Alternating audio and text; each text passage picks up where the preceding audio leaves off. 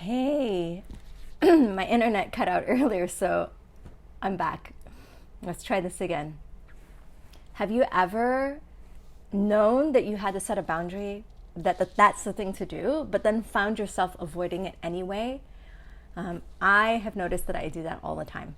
So my name is Faye Wyatt. I am a relationship coach and a cuddle therapist. And one of the things that I do is I help people access empowerment and abundance in their relationships.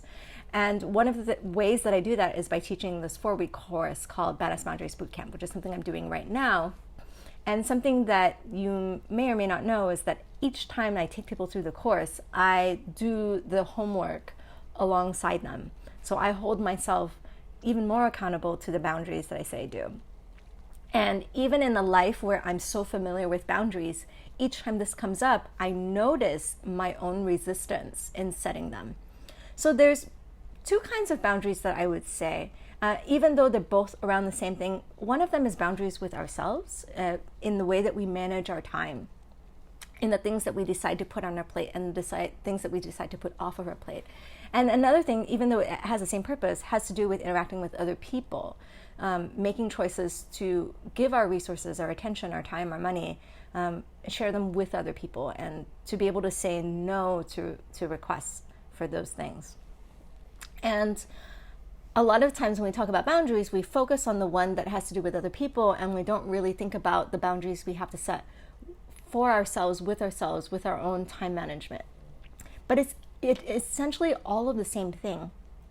And this week, as I have tightened up my boundaries and set some boundaries and noticed that people have reactions to that, I realized something that I really want to share with you, which is what is kind of at the bottom. Why are we so afraid of boundaries at the core?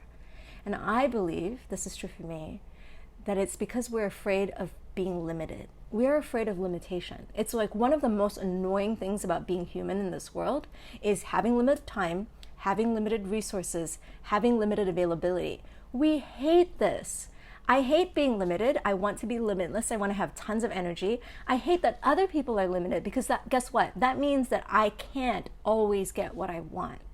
And it is one of the most existentially most painful things to live with.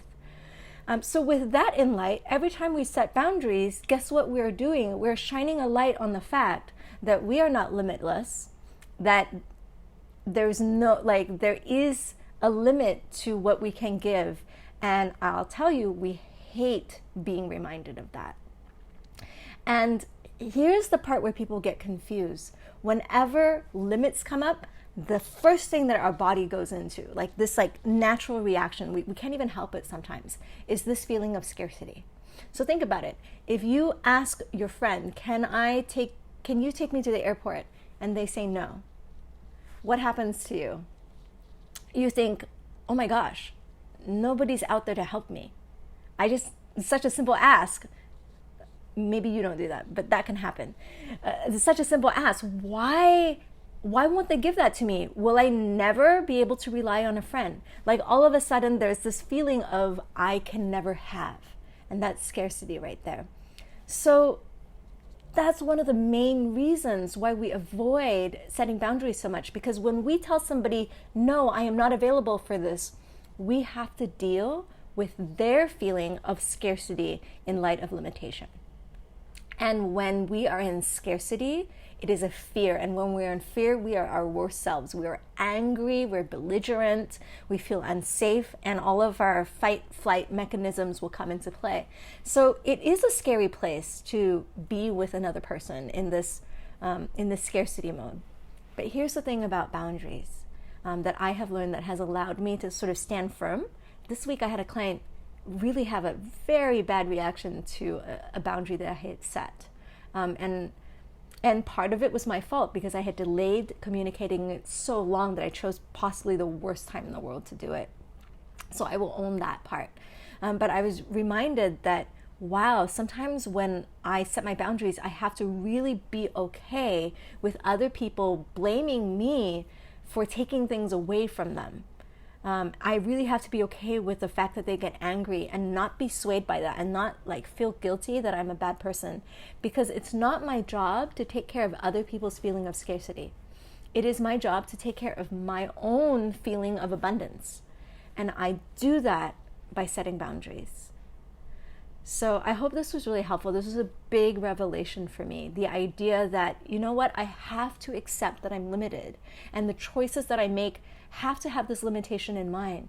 But if I can take care of my limitations, if I can put a nice comfy fence around it by having boundaries, then I can get to feel all of the space, all of the room that I have. And the truth is that even in limitations, even when we set parameters around what we can have, the options that we have in those parameters are still limitless. They're still endless. So even if this thing isn't available in this specific scenario, so many other things are available, and there's so many other places where we can find what we need. So boundaries work is twofold. It is learning to accept other people's boundaries because it helps us deal with our own sense of abundance, limitation, and scarcity. And then also being willing to take care of ourselves and be responsible for our own feeling of abundance. Okay, I hope this was really helpful. If you're working on boundaries, if this really hit you in some way, comment and share this video, because we all need more boundaries in our lives, 100%. All right, thanks all. Mwah.